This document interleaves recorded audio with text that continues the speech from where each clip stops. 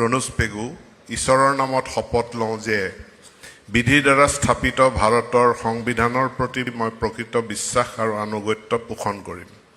মই ভাৰতৰ সাৰ্বভৌমত্ব আৰু অখণ্ডতা অক্ষুণ্ণ ৰাখিম। মই অসমৰ এগৰাকী মন্ত্ৰী হিচাপে মোৰ কৰ্তব্য বিশ্বস্ততাৰে আৰু শুদ্ধ অন্তঃকৰণেৰে সম্পাদন কৰিম আৰু মই ভয় বা পক্ষপাত অনুৰাগ বা বিদ্বেষ নোহোৱাকৈ সংবিধান আৰু আইন অনুসাৰে সকলো শ্ৰেণীৰ লোকৰ প্ৰতি ন্যায় আচৰণ কৰিম।